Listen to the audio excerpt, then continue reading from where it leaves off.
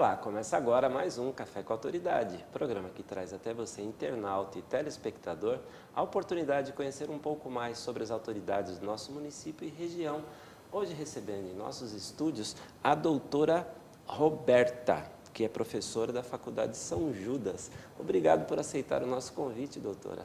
Eu que agradeço, um prazer estar aqui com você, com os nossos ouvintes, enfim, para que a gente possa discutir um tema tão bacana. O que a aproximou deste tema? Qual a sua trajetória, a sua formação? Para o direito do consumidor, vamos lá.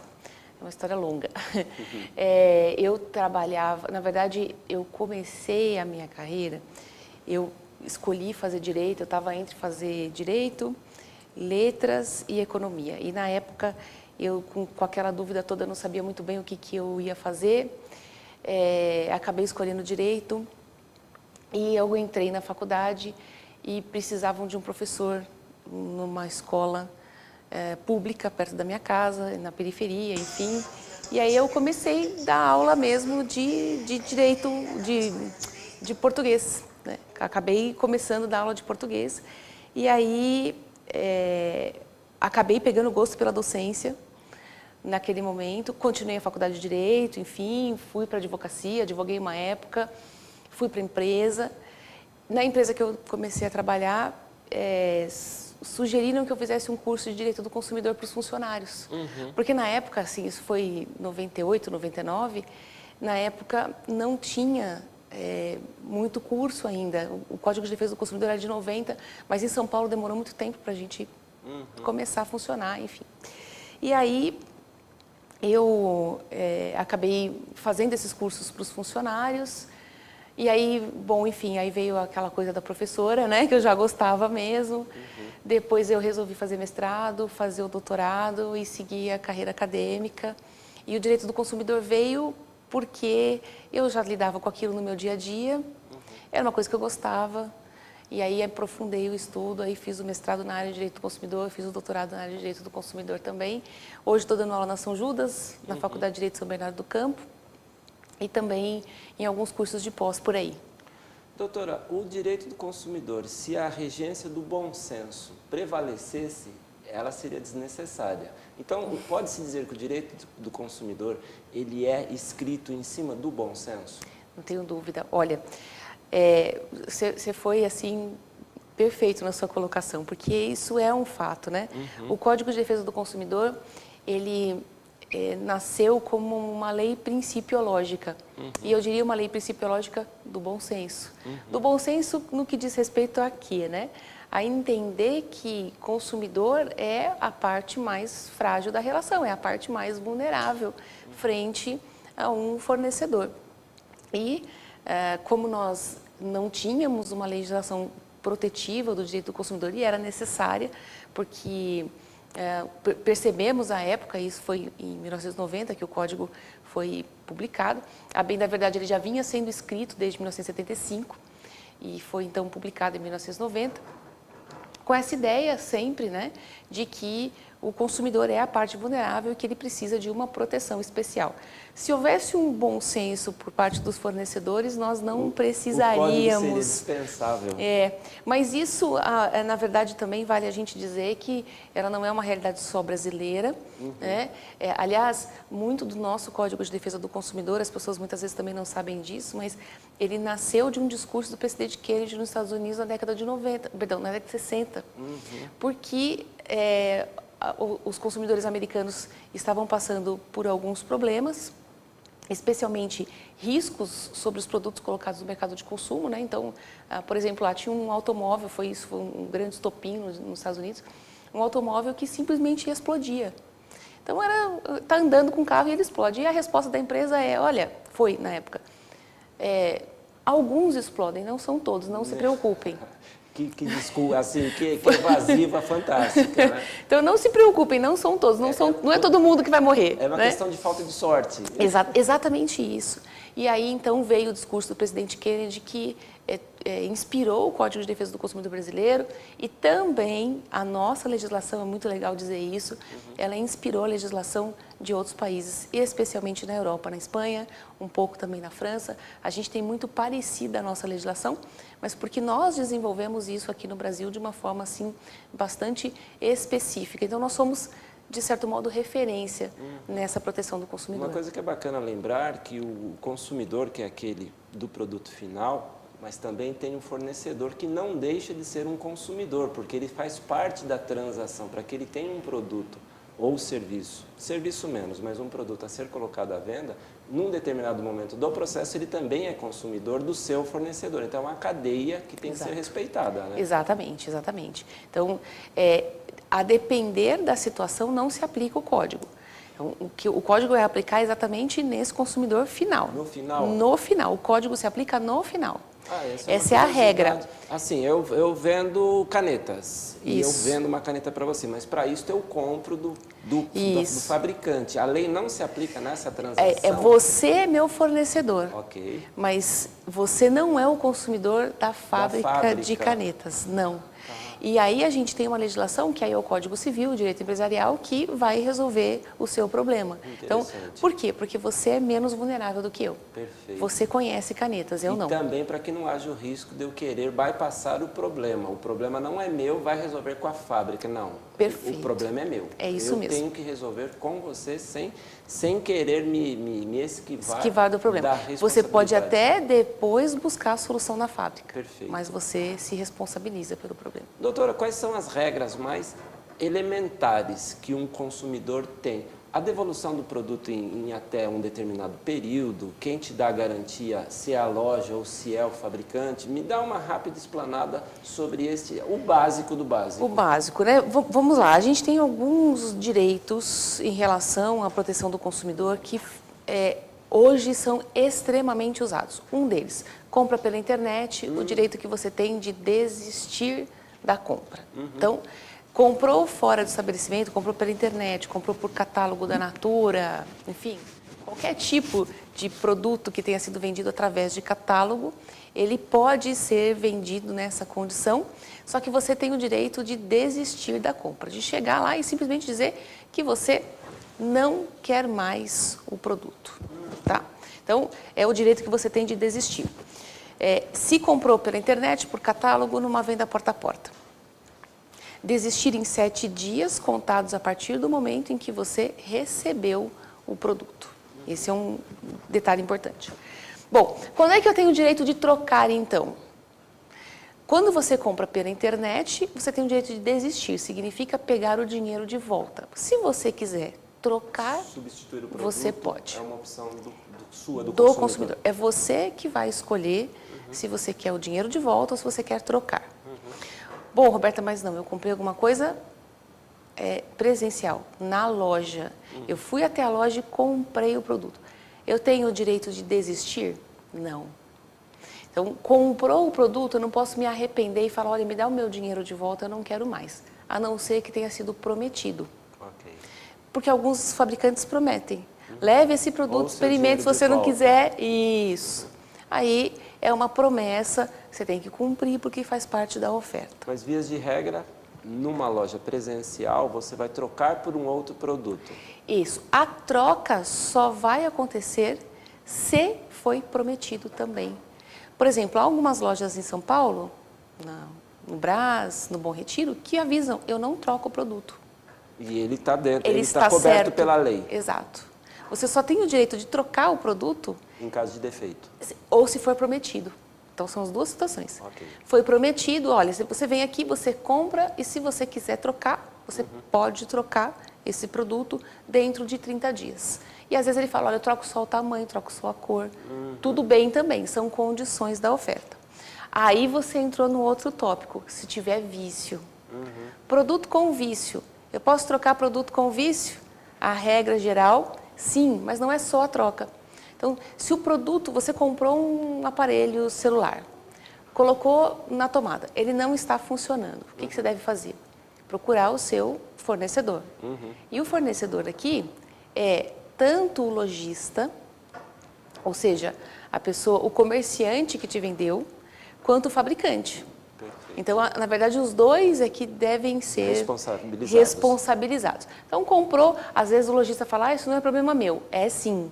Artigo 18 do Código de Defesa do Consumidor. Se o consumidor tiver algum problema, vai lá e olha, eu quero o Código de Defesa do Consumidor, artigo 18, você vai ver que o fornecedor é responsável. Então, é assim que funciona.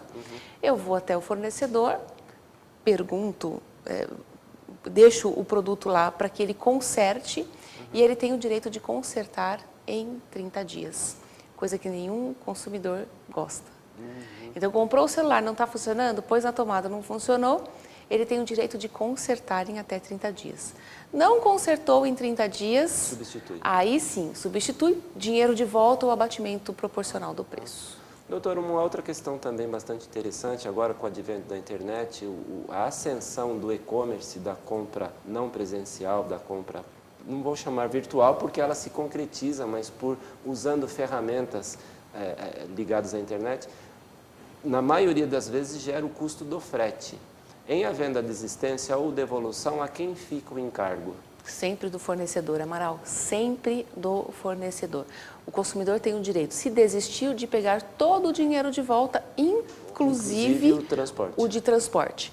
Tinha uma certa discussão sobre isso, mas o Superior Tribunal de Justiça resolveu agora esse assunto, dizendo que não, tem que pagar sim, tem que devolver sim, inclusive frete. Porque esse seria um encargo do fornecedor que coloca, né, em risco o seu negócio mesmo ao colocar o produto através da loja virtual. Ele ganha, o consumidor ganha, mas ele também assume os riscos. Roberta, se assim me permitir chamá-la pelo seu primeiro nome, só para não ficar tão formal. Em havendo a desistência pela internet, esse procedimento varia de loja para loja. Muitas vezes manda-se um e-mail, existe prazo para que se conclua essa solução e, em não sendo atendido, a quem recorrer ao que se sentir lesado? Amara, eu vou voltar um pouquinho e vou estender um pouco a minha resposta. Fique à vontade. Comprou pela internet, qual é o cuidado que você tem que ter? Primeiro, saber se a loja é uma loja oficial. Porque muitas vezes acontece, você recebeu um e-mail, clica nele, vou comprar por aqui, clicou, é loja falsa. Ok. Não faça isso. Recebeu um e-mail, é uma promoção, é uma loja, às vezes é uma loja oficial que a gente conhece, enfim, dessas tantas que são lojas virtuais e tão famosas. Às vezes aquele e-mail ele é simplesmente um hacker. Fake, é um fake commerce. E isso tem acontecido muito e as pessoas não conseguem perceber. Que isso é falso. Então, primeiro cuidado. Se for comprar alguma coisa pela internet, digita o nome da loja completo. Perfeito. Aí você já sabe que você está naquele ambiente que é um ambiente seguro. Perfeito. Olhou uma oferta, está interessante, faz um print da tela, que é normalmente o Ctrl Alt Print no computador. Perfeito. Se for um celular, melhor ainda, faz um print da tela, que é muito mais fácil. Guarda aquela informação. Porque se você, de repente, comprou, não era aquilo que você queria, veio errado, ou me cobraram a mais, porque às vezes a gente põe no carrinho, o preço está mais caro. Pelo menos você guarda aquela informação para você exigir o cumprimento da oferta. O consumidor tem o direito de exigir o cumprimento da oferta. Disse que aquele produto estava naquelas condições, com pagamento em tantas vezes, ele tem a obrigação de cumprir a oferta. Okay. Então, ponto importante, dá print na tela e deixa guardado. Comprou, rastreia o produto, certo? Rastreia, pega o número lá do correio, porque lamentavelmente os correios muitas vezes têm o seu transporte, extravio, muito furto, roubo, muitos problemas de entrega desses produtos. Então, toma o cuidado de pegar o rastreamento e sim, olhar pelo menos uma vez por dia para saber em que pé que está. Um parênteses nesse ponto que você tocou, a gente já retoma a sua linha de raciocínio. Uma vez tendo saído do fornecedor, já está sob responsabilidade da transportadora do correio, este produto sofreu uma avaria ou foi extraviado. Responsabilidade de quem repor? A bem da verdade dos dois, mas é o fornecedor que o consumidor deve buscar. Sim, sim. Aí ele se entende com a transportadora. Com o transportador. É com quem ele negociou, é com quem ele aperfeiçoou a compra. Exatamente. Então, observa se vai chegar o produto na sua casa, sempre acompanhando o rastreamento. Às vezes pelos correios, às vezes pelos transportadores particulares que tem ganhado cada vez mais mercado, o que é bom e ruim. Os Correios, a gente tem uma certa segurança e a gente confia nos Correios. A gente particularmente, né, o brasileiro em geral confia nos Correios, porque é uma marca já bastante forte para nós, apesar da gente saber que ele também falha. Agora, o fornecedor particular está começando a ganhar corpo no mercado, então tem que prestar atenção, saber se o produto está realmente chegando em casa. Pois bem, chegou o produto na sua casa, você abriu, não era o que você queria, ou você simplesmente se arrependeu.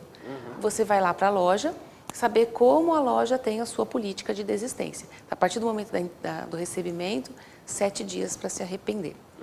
Não precisa estar estragado, não precisa ter visto, não precisa ter nada. O arrependimento pode ser uma denúncia vazia, não quero. Eu não quero, não quero, não estou afim, e é isso aí.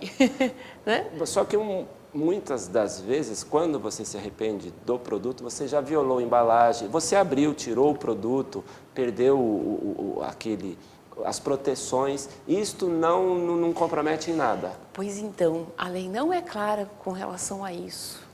Quem deve ser claro em relação a isso? O próprio fornecedor. No momento que ele te vende um produto, ele precisa lá colocar todas as informações. Porque é complicado para o Pega um fornecedor. perfume. Tirou do invólucro, não vai saber se a pessoa não usou, não adulterou. Né? E isso acontece, viu, Amaral? Muito. Tem lamentavelmente... Tem má fé Sempre. Né? Meu pai costuma brincar com isso e ele fala assim... Em todo canto tem 5% de vagabundo.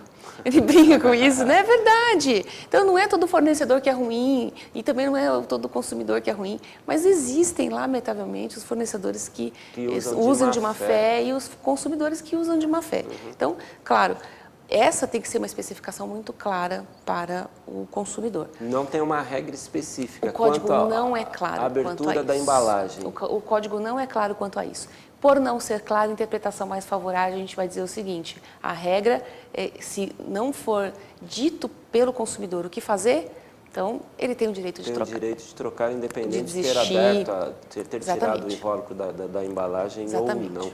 Tem uma pergunta que eu queria fazer, espero que eu não esteja dando ideia, mas saber se existe coisas do tipo. Eu tenho um determinado produto semi-novo que apresenta defeito. Eu vou na loja, na internet, compro um similar e aí eu reclamo daquele que já era o com defeito. Existe esse tipo de malandragem? Tem de tudo, tem de tudo, tem de tudo. Por exemplo, eu uma vez acompanhei um caso de um lojista que a pessoa, ele vendeu um tênis, aí a pessoa desistiu da compra pela internet, postou o tênis de volta, mas era uma pedra. Ele pegou uma pedra do mesmo peso, postou no correio e disse, estou te devolvendo. E, na verdade, estava sendo transportado uma coisa totalmente avessa à negociação. Infelizmente, nós temos que clamar aqui a população, no momento político que nós estamos vivendo, reclamando da ética e da moral dos nossos governantes, mas nós sejamos um pouco éticos também. Eu costumo dizer que Deus me abençoa, viu? Isso não é de Deus. Não. Esse tipo de atitude não é. Você perde ali na frente de alguma forma. Isso é a lei do retorno. E isso é muito importante até porque, assim, situações como essas encarecem produtos. Porque hoje, quando a gente compra pela internet, a grande vantagem da internet é preço. Sim, porque tem menos custos operacionais. Lógico. Então, assim, eu particularmente sou uma fã de internet, eu compro tudo. Tudo, Amaral, imagina, tudo. Até produto da zona cerealista de São Paulo eu compro para poder receber na minha casa. É cômodo, é prático. É muito melhor, eu sei o que eu quero comprar exatamente, não perco minha lista, não compro a mais, não compro a menos.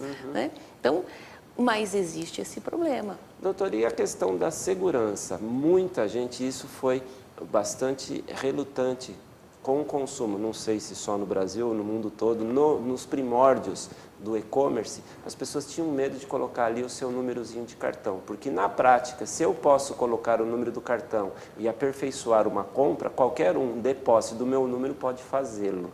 Como que a gente pode se proteger quanto a este medo que nos acerta? E não é só no Brasil, mais uma vez, como você mesmo mencionou, e não é só em relação aos dados de cartão, é tudo. Né? Porque, por exemplo, se eu sou uma consumidora assídua de determinado produto, aquilo diz muito sobre mim. Sim, o seu perfil está desenhado. O meu perfil como pessoa. Né? Então, junta lá aquelas informações que a pessoa tem sobre não só cartão de crédito, mas tudo, e aí ele sabe mais ou menos quem sou eu. Né? E aí tem um grande problema da proteção de dados, que agora a gente tem uma nova lei que vai entrar em vigor só em 2020 e que ela tem por função a ideia de proteção de dados dos consumidores. A lei veio para revolucionar? Eu diria que não. Por quê? Porque toda essa proteção de dados, seja ela a proteção dos dados pessoais, financeiros ou mesmo qualquer outro tipo de informação sensível em relação ao consumidor, quer dizer, ao hábito de compra dele. As tendências, Isso, né? Porque que é o que a uma gente chama vez de... você consulta um determinado produto, depois você é bombardeado com ofertas daquele produto. Isso é pelos algoritmos. Parece magia. Né? Ou a gente brinca que é stalker, né? Então, te stalkeando na internet. E é isso. Mas isso funciona por meio de algoritmos. Então, por exemplo, isso não é segredo também para ninguém, então posso dizer o nome da empresa. A Amazon cresceu com base nisso, pegando esses algoritmos, isso. E aí, por exemplo, por que a Amazon vende muito livro? Porque ela, olhando os livros que você compra, ela sabe qual é o seu perfil. E sabe qual o livro que provavelmente interessa, um outro título. E não só livro, porque quem gosta disso, gosta daquilo e daquilo outro. É uma inteligência artificial de consumo. É isso. E essa lógica da Amazon, ela está completamente disseminada em toda a rede. E é legal? Essa é uma boa pergunta. Há muita discussão. Há quem diga que esse tipo de stalkeamento, né, de você sair seguindo a pessoa, onde ela vai, ela abre um e-mail, está ali aquela compra, oferta. aquela oferta, enfim. Há quem diga que é uma forma, sem dúvida, de você usar indevidamente as informações do consumidor, tá? Mas nós estamos entrando nessa discussão. Não só o Brasil. Lei de proteção de dados também é recente na Europa. Né? A discussão na Europa, na verdade, começa em 81 e o europeu tem um pouco mais de receio do que o brasileiro por conta das guerras. Então, é natural que a gente fique menos desprotegido, porque a gente não tem tanta preocupação, o brasileiro não tem tanta preocupação. Ele abre as informações no Facebook, ele abre as informações... Ele não se preocupa em se proteger como pessoa. Né? E isso também na Lei de Proteção de Dados veio como uma espécie de diretriz para a conscientização dos dados na internet.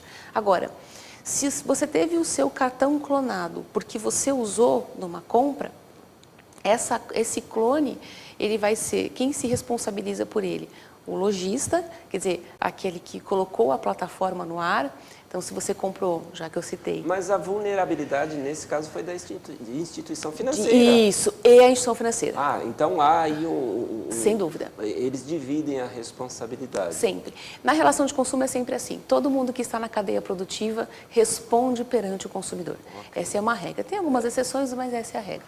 Doutora, muitos optam por fazer aquisição de produtos no mercado paralelo, haja visto a não tributação, consequentemente um menor preço.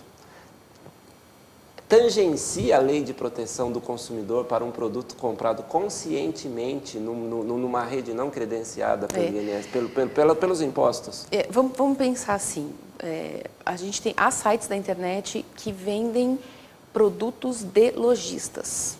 Então, vamos colocar aqui, existe uma plataforma e essa plataforma coloca ali vários lojistas para vender os seus produtos.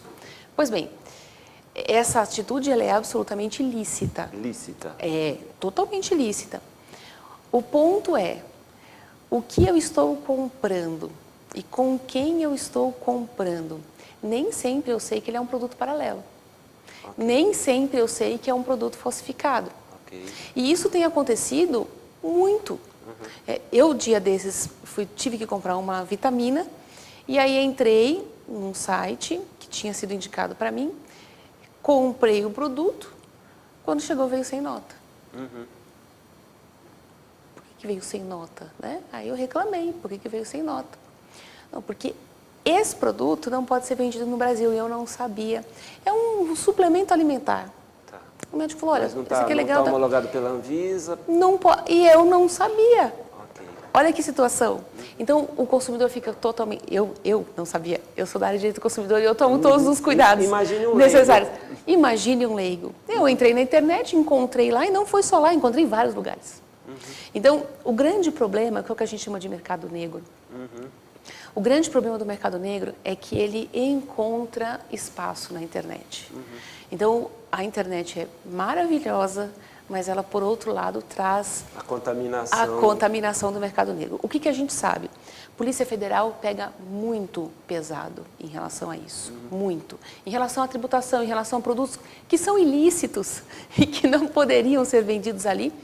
Mas vamos também pensar numa coisa, 25 de março, e aí pensando aqui na cidade de São Paulo, céu aberto, produtos que a gente sabe que não podem ser vendidos. Né? O cigarro eletrônico não pode ser vendido no Brasil e ele está em todos os cantos.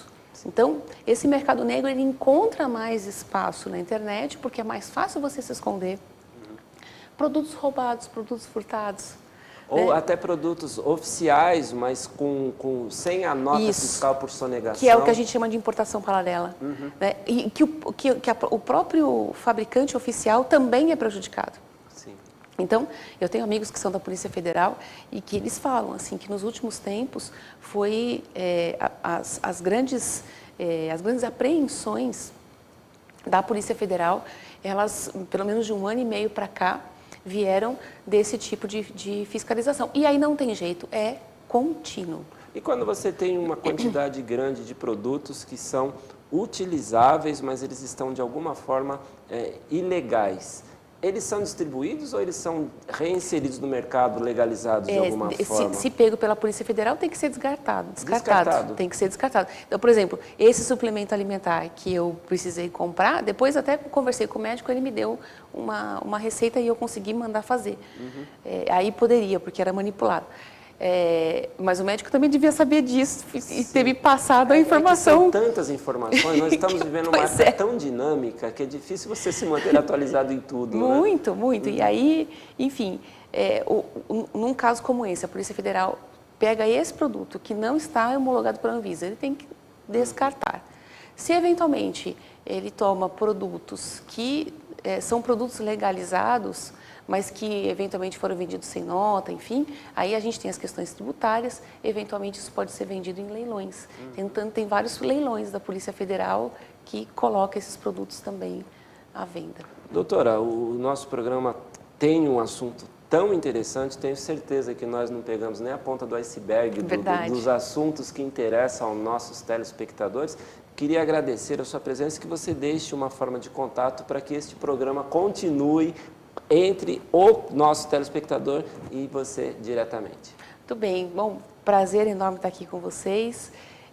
Estamos sempre à disposição para a gente falar sobre assuntos que são, para mim, muito caros, né? Meu Facebook, Roberta Densa. Ali você consegue me seguir. Eu coloco muita coisa sobre direito do consumidor. Eu tenho bastante aluno, né, nas minhas redes. E também no Instagram. Eu coloco também bastante coisa sobre direito do consumidor. Roberta Densa também. E aí a gente pode continuar a falar sobre esses temas. Maravilha. Muito obrigado. O Café com Autoridade fica por aqui. Tenham todos uma ótima semana.